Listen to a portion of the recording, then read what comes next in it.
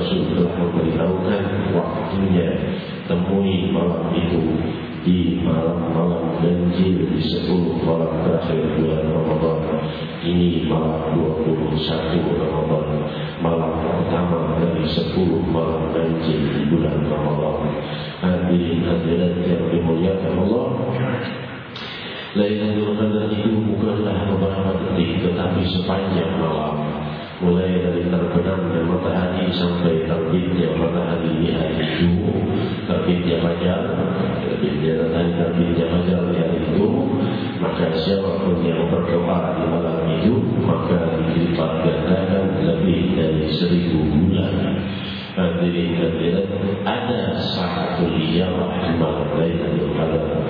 Ada detik-detik ijabah di malam Lailatul Qadar itu, yaitu siapa yang berdoa apa saja di saat detik-detik itu kebetulan melintas pada usianya, maka dikabulkan apapun doanya. Kita tidak tahu kapan malam Lailatul Qadar itu dan kapan saat ijabah itu, tapi kita mempunyai dan diberi akal pemikiran oleh Allah untuk memintanya. Kita tidak meminta satu malam Lailatul Qadar, kita minta setiap malam kita malam Lailatul Qadar. Apakah hal ini hal yang mustahil di hadapan Allah? Melipat gandakan setiap amal kita lebih dari 1000 bulan setiap malamnya. Apakah Allah tidak mampu?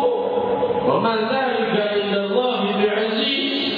Hal itu tidaklah sesuatu itu sulit bagi Allah Subhanahu wa taala. Tidak ada yang sulit.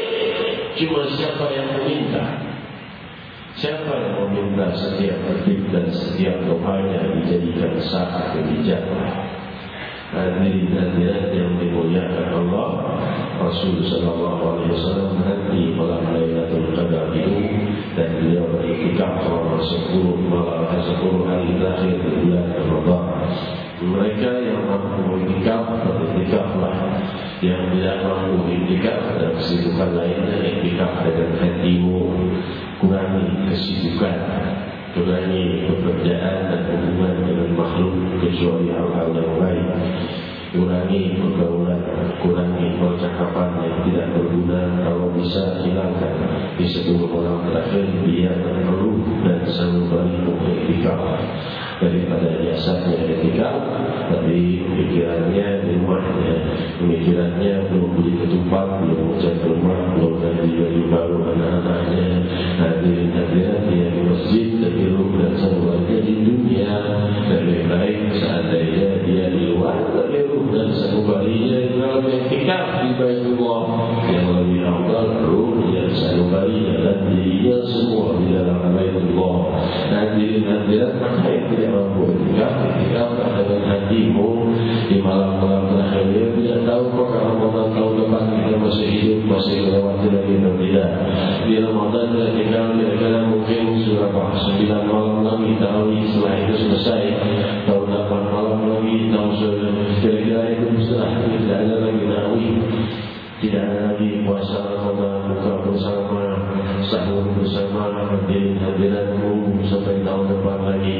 Tahu kemarin rasanya kita nisfu Sya'ban, ini sudah masuk ke malam 21, besok 21, besok malam 22, tinggal 8 hari lagi, dan setelah itu kemenangan dengan kalimat takbir. Maka oleh sebab itu yang ingin saya sampaikan di malam ini terutama adalah hati-hatilah di malam-malam terakhir. Jangan justru di malam terakhir kita sibuk dengan keduniawian, sibuk dengan masalah-masalah lebaran. Sungguh hal itu dinomor 2-kan atau dinomor 70-kan. Dahululah hadiah-hadiah dari Allah sedang berlimpah bagi yang ingin menghendakinya. Kalau ingin menghendaki kesuksesan di dunia dan akhirat, hal itu sangat kecil dan tidak berarti bagi Allah untuk memberikannya padamu. Mintalah malam-malam ini dan selesai Ramadan nanti waktumu untuk terus berusaha di 10 hari ini tetap dalam sekolah, dalam pekerjaan, namun perbanyak doa dan munajat. Jangan semakin memikirkan hadiah-hadiah duniawi. Sungguh hadiah-hadiah ilahi lebih agung dan unggul, membuka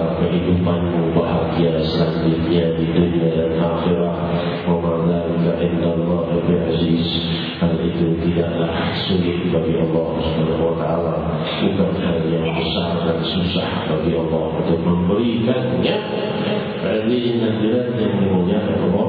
Dan juga bulan Ramadan adalah bulan kedermawanan dan bulan memaafkan.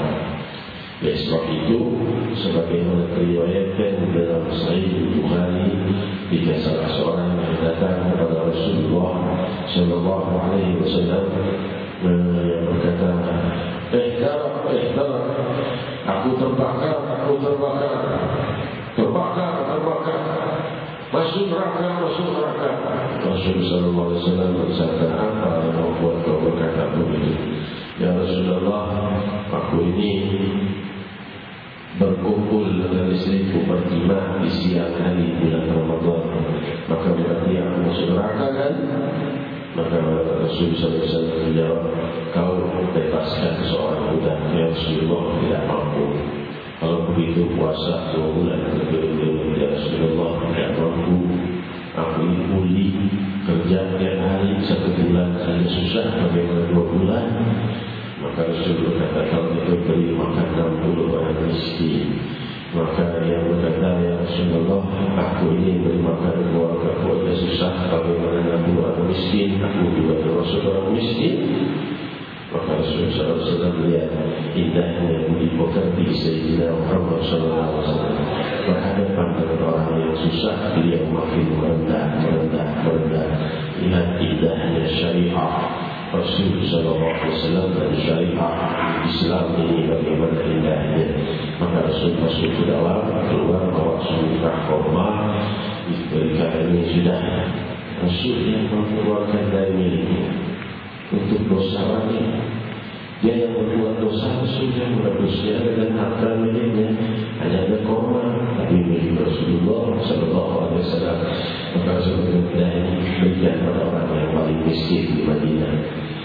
Rasul yang keluarkan dari miliknya untuk menutupi kesalahan orang ini yang semestinya kau berani berbuat, berani bertanggung jawab. Kau berani berbuat dosa, tanggung jawab untuk menebusnya. Namun jika orang ini orang yang susah, maka Rasul berlemah lembut dan semakin lemah lembut. Maka dia berkata, terima kasih kepada Rasul, terima korma ini, dan aku harus berikan pada siapa? Karena akulah orang yang paling susah di Madinah.